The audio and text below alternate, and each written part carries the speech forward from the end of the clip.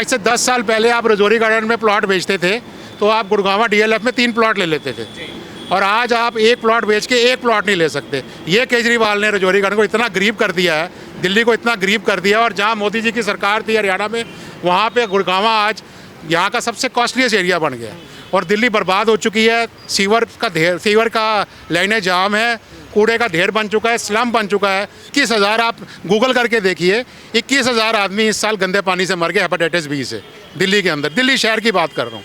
पानी इतना गंदा आ रहा है कि आप चाहे RO का पानी पी लो, चाहे आप दूसरा के पानी की गंदगी जो आपके घर के अंदर आ रही है, उसने सब दिल्ली को बीमार कर दिया। और खुद खांसता हुआ आया था केजरीवाल, सबको खांसी दे के वापस जा रहा है। तय है वो जा रहा है, लेकिन सबको खांसी दे गया। पोल्यूशन बुरा हाल है, जमुना का बुरा हाल है, जिसमें वो कहता था मैं डुबकी लगाऊंगा, वहाँ डुबकी दूर, वहाँ पे इस बारी छठ पे माएँ बहनें पूजा भी नहीं कर सकी ढंग से। इसने क्या दिया दिल्ली को? एक सिर्फ अपना शीश महल बनाने के अलावा इसने क्या किया? अच्छा सर, ये बताइए एक चीज़ और हम आपसे पूछेंगे कि जैसे आपने कहा कि बीजेपी की सरकार आना तय है, लेकिन जो एक आम परसेप्शन पब्लिक के बीच में बनाया जाता है और मतलब जो नॉर्मल चलते फिरते लोग बातचीत करते हैं कि जो सिख समाज है वो तो बीजेपी को वोट क्यों देगा, वो तो देता नहीं है, ऐसा क्यों परसेप्शन है? क्या है? ऐसा है कि ये सब परसेप्शन ही है। ये रजौरी गार्डन जहाँ हम खड़े हैं, यहाँ का हर बूथ जो पिछली MP इलेक्शन हुई थी, जो चाहे सिख बहुल है चाहे जो है, सारे बूथ बीजेपी जीती है। ये एक परसेप्शन इसलिए बनाया जाता है, ये वोट बैंक पॉलिटिक्स खेलते हैं। ये इतने गलत पॉलिटिशियन है कि इनके MLA ने मलेरकोटला में वोटों के लिए कुरान शरीफ तक को जला दिया था। वो कन्विक्टेड है इस बात के लिए, उसको टिकट नहीं दी गई इसीलिए। ये हाँ जी, कब की बात है ये पिछली इलेक्शन के अंदर प्रूवन है कि उसको टिकट नहीं दी, कोर्ट ने कन्विक्ट किया हुआ है कि कुरान शरीफ इन्होंने मलेरकोटला में जलाई थी। तो ये इसके लिए कुछ भी कर सकते हैं। जब आपको इतना बड़ा साक्षात एग्जाम्पल दे रहा हूँ कि 6 महीने पहले इलेक्शन हुई है, रजौरी का हर बूथ कमलजीत सरावत जो हमारी MP कैंडिडेट थी वो जीती थी। अगर सिख वोट नहीं दे रहे वो कैसे जीत गई वो? तो इस बार बीजेपी के पे क्यों भरोसा है, क्यों गारंटी भरोसा है? सर 12 साल का, हम 10 साल का राज देख रहे हैं मोदी जी का, फिर कुछ नज़र तो आ रहा है हिंदुस्तान के अंदर। आज अपने पासपोर्ट की वैल्यू देखिए, नीला पासपोर्ट जो आपका है उसकी कितनी रिस्पेक्ट है बाहर, आज कंट्री की कितनी रिस्पेक्ट है। कोई बड़ा से बड़ा अमेरिका का प्रेसिडेंट है चाहे रशिया का प्रेसिडेंट है, उसको इंडिया के थ्रू जाना पड़ रहा है, बात करनी पड़ रही है। आज मोदी एक वर्ल्ड का स्टेट्समैन बन चुका है और उसके लिए दिल्ली को सुधारना कोई बहुत बड़ी बात नहीं है, बहुत मामूली बात है। अगर वो साबरमती नदी को, एक गंदी नाली जो बनी हुई थी, वहाँ पे बिठा कर चाइना के प्राइम मिनिस्टर प्रेसिडेंट को घुमा सकता है, तो ये जमुना उसके लिए तो बहुत छोटी चीज़ है। जो 300 साल से साबरमती ख़राब पड़ी हुई थी, उसको उन्होंने एक चलती फिरती नदी बना दी, आज वो लोगों का टूरिस्ट स्पॉट बन गया है। तो ये जमुना तो बहुत छोटी चीज़ है उनके लिए। और जमुना हमारी एक प्रेस्टीज है, दिल्ली की प्रेस्टीज है जमुना। हमारा एक खुशकिस्मती है कि हमारे यहाँ जमुना बहती है और उसकी हालत क्या कर दी, नाला बना दिया उसको। सर की बात से एग्री हैं आप? सर बात है ही सच है। अगर केजरीवाल ने कुछ किया होता तो आज शायद उन्हें सड़क पे गाने गा के और नाच के गा के वोट मांगने की ज़रूरत ना पड़ती।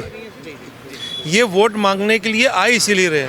और मैं तो एक बात जानता हूँ, ये आप जो बात अभी भाई साहब से पूछ रहे थे कि सिख वोट का और उसका वोट, पहली बात तो ये है कि हम हिंदुस्तानी हैं। सिख वोट और ये इसमें बांटने की ज़रूरत क्या है? मेरे वोट की कीमत भी उतनी है जितनी हिंदू भाई की वोट की कीमत है, इतने मुसलमान भाई की वोट की कीमत है। तो हम तो सब एक हैं और आज भी एक होते आ रहे हैं। ये समझ नहीं आई ये वोट बांटने वाली बात और बांटने वाला नैरेटिव क्यों क्रिएट किया जाता है। देखो, आपको मैं कोई और बहुत बड़ी बातें नहीं करूँगा। 84 के अंदर हर सिख को, हर पंजाबी को प्रॉब्लम आई।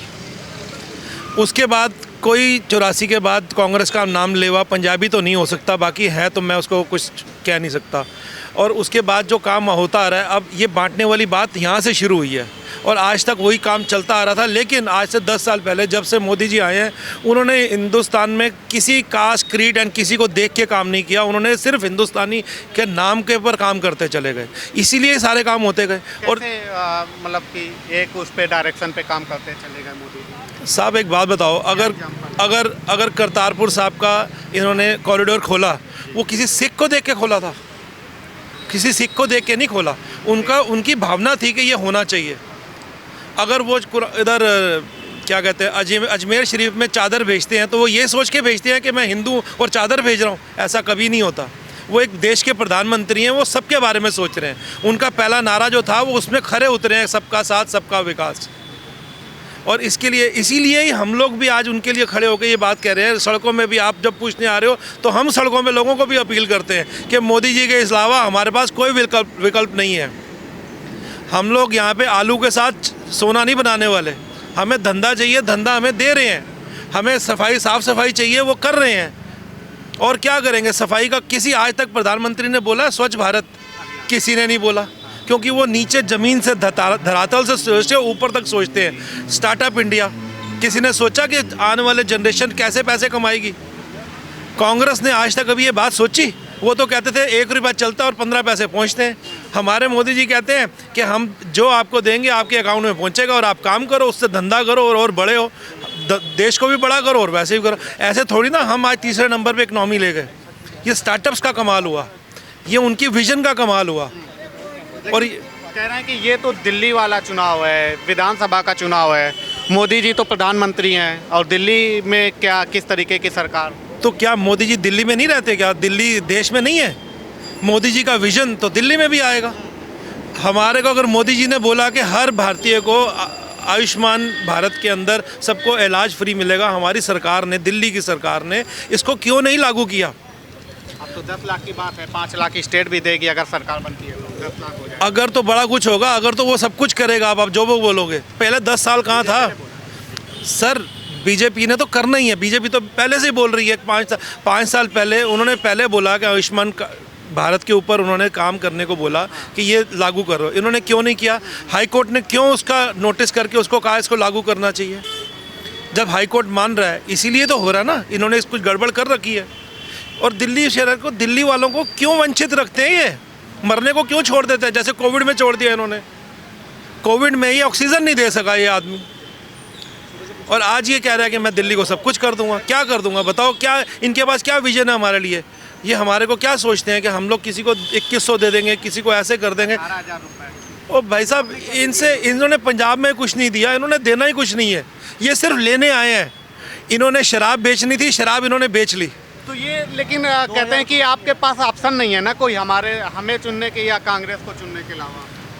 तो ऑप्शन क्यों नहीं है? हमारे पास ऑप्शन भाजपा है, इसके अलावा कोई विकल्प ही नहीं है। मैं कह रहा हूँ ये तो सब बेकार की चीजें सोच रहे हैं। गोल्ड है हमारे पास। हमारे पास एक हाथ में 24 कैरेट गोल्ड है और एक हाथ में रेप्लिका पकड़ा हो, तो हम गोल्ड को पकड़ेंगे, रेप्लिका को पकड़ेंगे? हमें पता है वो नकली है, उसके पास कुछ है ही नहीं। जिस आदमी ने हिसार छोड़ दिया दोबारा हिसार नहीं गया, जिस आदमी ने यूपी छोड़ दिया दोबारा यूपी नहीं गया, जिस आदमी ने अपना घर छोड़ दिया घर नहीं गया, और वो कहता है मैं कुछ लूंगा नहीं। इसने तो अपनी वैगन आर छोड़ दी, इसको पता ही नहीं वैगन आर कहाँ है। इससे ज़्यादा क्या होगा बताओ? तो ये गोल्ड कौन है और वो गोल्ड मोदी है साहब, पूछने की जरूरत ही नहीं है। आप यहाँ बच्चे से पूछो, बड़े से पूछो, वो मोदी जी के अलावा किसी का नाम ही नहीं लेंगे, और कोई है ही नहीं। सर ये कह रहे हैं गोल्ड है मोदी जी। बिल्कुल सही कह रहे हैं। लोगों को यहाँ रेवड़ी नहीं चाहिए, लोगों को बेसिक एमिनिटीज़ चाहिए, स्वास्थ्य अच्छा चाहिए, उनको शिक्षा अच्छी चाहिए और अच्छी रोड सड़कें चाहिए। सीवर लाइन यहाँ पर ख़राब है, सड़कें टूटी हुई हैं, कचड़ों के ढेर पड़े रहते हैं। विधायक जी के घर के पास जाके देख लो, इनके, आप आम आदमी पार्टी के विधायक हैं आप, है ना, उनके घर के पास जाके देख लीजिए, कचड़ा बाहर पड़ा रहता है। जब ये अपना घर नहीं साफ़ कर पा रहे तो दिल्ली क्या साफ़ करेंगे? हमारा ये कहना है कि इनके पास विज़न नहीं है, ये बोल नहीं पाते विधानसभा में जाके, लोगों की बात नहीं रख पाते हैं। लीडर कौन होता है? सबको साथ में लेके चले, दूसरों की समस्या सुलझाए, लोगों के बीच में जाए, ज़मीन से जुड़ा हो, जुझारू हो। ऐसा कोई नेता नहीं है। हम तो सरदार मनिंदर सिंह सिरसा जी को राजौरी गार्डन सीट से बहुमत से जिताने वाले हैं और दिल्ली में भी सरकार बनाने वाले हैं। तो आप कह रहे हैं उनके पास कोई नेता नहीं है, कहते हैं हमारे पास केजरीवाल जैसे नेता हैं, मनीष सिसोदिया जैसे नेता हैं, सत्येंद्र जैन जैसे नेता हैं। सबको जवाब देने वाली है इस बार जनता सबका हिसाब करती है ना। जनता ही सबसे बड़ी पावर उसको होती है कि रिप्रेजेंटेटिव चुने। एक बार उनको चुन लिया, मौका दे लिया, कुछ नहीं किया, जुमला किया है, जुमलेबाजी करें। इस बार सबको दिख जाएगा कि कौन कितने पानी में है। जिन लोगों का भाजपा पे क्या लोगों का आप नाम ले रहे हैं वो सारे तिहाड़ के नेता हैं। वो तिहाड़ जाके नेतागिरी करेंगे अब, और उनके पास कुछ नहीं है करने को। अब तो उन्होंने शराब बेची थी, लोगों का विश्वास बेचा, लोगों का भरोसा बेचा।